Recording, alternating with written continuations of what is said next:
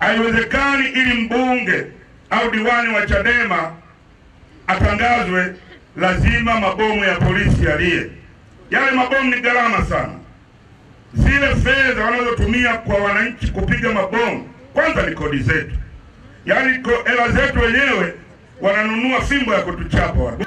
Ya fedha wanazotumia kwenye mabomu zingetosha na zingefaa kutumika kwenye madawa mahospitalini ambayo sisi wananchi ndio tungefaidika, na sio kutupiga mabomu wakati tunafanya zoezi la kuchagua viongozi tunawataka.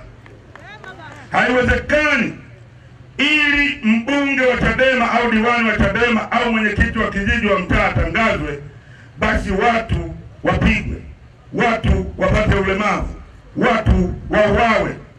Mimi ni muhanga pia wa mazingira magumu ya uchaguzi, na ndio maana pamoja na kukomaa na kuwa mbunge kwa miaka 10, lakini siko tayari tena kurudi kwenye uchaguzi katika mazingira ambayo nilipitia 2010 wakati nagombea kuwa mbunge wa Mbeya mjini.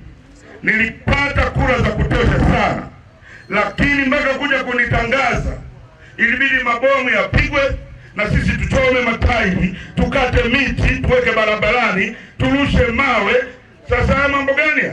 Pamoja na hayo yote bado mwanamume nikomae. Yaani tumeshamaliza uchaguzi. Mnani matokeo yangu ninayo kwa pani yanajulikana. Kama kura labda ni 10,000, kama mimi nimeweka kwa pani matokeo 7,000, tayari mimi nimeshinda kwa sababu yule kwa atakuwa nayo 3,000. Lakini bado wananiweka mwanamume kwenye kituo cha majumuisho. Siku 3 nakaa pale mpaka bosa inaloa tepe kwa sababu ya kusubiri kutangazwa. Hapo nje masela wanarusha mawe, masela wanachoma matairi. Sasa hii mambo gani? 2015 halikadhalika ni hivyo hivyo. Pamoja na mimi kuwa mbunge niliyechaguliwa kwa kura nyingi kuliko mbunge yote, pamoja na mwenyekiti wa taifa nilimshinda, labda kutokana na idadi ya watu. Pamoja na mimi kuwa mbunge niliyechaguliwa kwa kura nyingi, kura mpaka zinamwagika, bado ili kutangazwa ilibidi tuchome matairi, turushe mawe, tukate miti, tufunge barabara. Sasa kwa sasa huo mtiti tunaweza tukaupiga pale Mbeya, ingawa 2020 ilikuwa tense kidogo. 2020 hawakuja na polisi, walikuja na vifaru vya jeshi. Hali ikawa mbaya sana. Mazera baada ya uchaguzi ule wa 2020 natoka nyumbani naenda kwenye kituo cha majumuisho, nikipita barabarani na kutana na majeruhi wengi sana.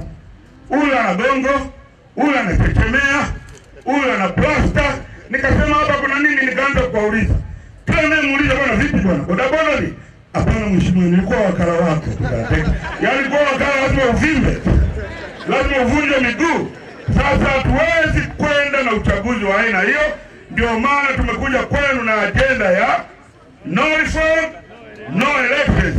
Bila mabadiliko hakuna uchaguzi, kwa sababu hatuko tayari tena kuwa mbunge. Yaani mimi sina raha kwamba ili niwe mbunge lazima watu 4 5 wamekufa. Inakuwa haina maana sana. Tunataka uchaguzi huru, haki, tume inayoenda kusimamia haki za mpiga kura, haki za mgombea, wananchi wachague mtu anayemtaka ili aende akawaongoze na kuwasikiliza kama alivyosema Mwakajoka.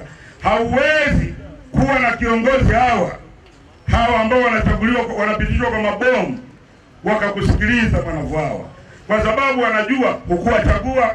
Kwa hiyo wanajua hata wafanyaje wasipokusikiliza, wakikunyanyasa, wao wanajua kwamba uchaguzi unaofuata watatangazwa tena kwa mabomu. Hiyo ya kutangazana kwa mabomu ndio tunaenda kuikomesha, na mwenyekiti taifa atakuja kuielezea hapa. Kunja ngumi ni waaga wakati na wanyanyulia mwenyekiti wa taifa. Kunja ngumi Vwawa, kunja ngumi Vwawa, kunja ngumi Vwawa people.